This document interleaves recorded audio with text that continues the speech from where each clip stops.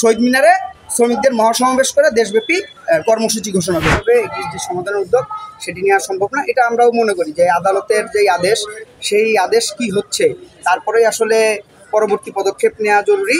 তবে তিনি আশ্বস্ত করছেন যে আমাদের এই আদেশের কারণে যে সংকট তৈরি হয়েছে সেখানে তাদের প্রশাসনের পক্ষ থেকে যে ধরনের ভূমিকা রাখা সম্ভব, আমাদের যেন কোনো ধরনের সমস্যা তৈরি না হয় সেটি তিনি দেখবেন। এবং এই সময়ে বিভিন্ন জায়গায় যেসব চাঁদাবাজি গোষ্ঠী সক্রিয় হয়ে উঠেছে সেটার বিষয়ে তিনি নো টলারেন্স ভূমিকায় থাকবেন, সেটি আমাদেরকে আশ্বস্ত করেছেন। এবং এর পর আদালতের আদেশটি আমরা পাওয়ার পরেই তিনি একটি লিয়াজো কমিটির মধ্য দিয়ে আমাদেরকে আবার পুনরায় ডেকে এটি আসলে ঢাকা মহানগরীতে চলাচলের ক্ষেত্রে কী ধরনের উদ্যোগ প্রয়োজন, কী ধরনের সমন্বয় প্রয়োজন, সেই সমন্বয়গুলা উনি করবেন আমাদের সাথে, সেই আশ্বাস দিয়েছেন আজকের সভা থেকে। Double million offer, Walton fridge কিনে পেতে পারেন 20 লক্ষ টাকা, রয়েছে কোটি কোটি টাকার নিশ্চিত উপহার। গতকালকের আগ পর্যন্ত সব ধরনের আন্দোলনটি ছিল হচ্ছে একটি স্বতঃস্ফূর্ত আন্দোলন।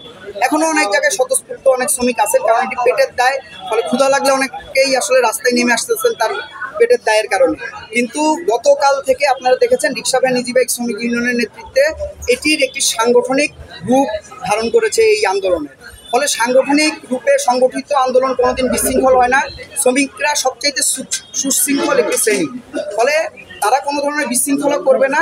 আমরাও প্রশাসনের পক্ষ থেকে সহযোগিতা চাবো যেন গরিবের যেই দাবি সেই দাবিটি নিয়ে তারা যদি সড়কে নামেন, সেটি তার নাগরিক অধিকার, সংবিধানগতভাবেই আমাদের অধিকার যে আমরা আমাদের দাবি জানাতে পারবো, দাবিতে আন্দোলন করতে পারবো।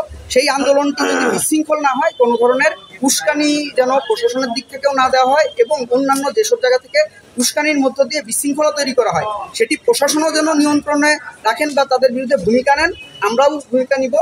এবং যদি কোনো কারণে রায় আমাদের বিপক্ষে না আসে তাহলে আমরা আইনগতভাবে ইতিমধ্যেই লড়াইটি শুরু করেছি, আমরা ওই লড়াইটিও চালাবো। এবং আমরা প্রথমেই বলতেছি বা আগেও বলছি কথাটি যে আমরা কোনোভাবেই মনে করি না যে একটি রাস্তায় কোথায় লাস্ট কোঠা আন্দোলনে যেই রায়টি হয়েছে সেখানের অবজারভেশনে কিন্তু আদালত বলেছে যে কোঠার মতো ইস্যু আদালতের নির্ধারণের বিষয় না, এটি নির্বাহী বিভাগের বিষয়। একইভাবে কোন রাস্তায় কোন সড়কে কোন ধরনের গাড়ি চলবে এবং কোন ধরনের গাড়ি মডিফাই করে আগামী দিনে কোন পর্যায়ে নিয়ে যেতে চাই, এটি আসলে নির্বাহী বিভাগের পলিসির ব্যাপার, এটি আদালতের নির্ধারণের ব্যাপার না।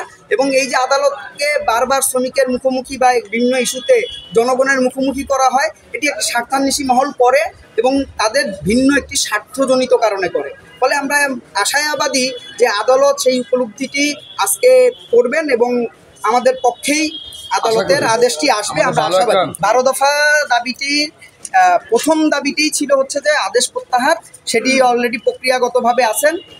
ফলে এরপরে বাকিগুলা হচ্ছে মূলত এটির আমরা স্থায়ী সমাধান হিসেবে বুঝি যে লাইসেন্স, ড্রাইভিং লাইসেন্স, গাড়ির লাইসেন্স, যৌক্তিক রুট পারমিট এবং আপনার নীতিমালা ঘোষণা, এটির আন্দোলন আমাদের চলবে, নিয়মতান্ত্রিক আন্দোলন চলবে।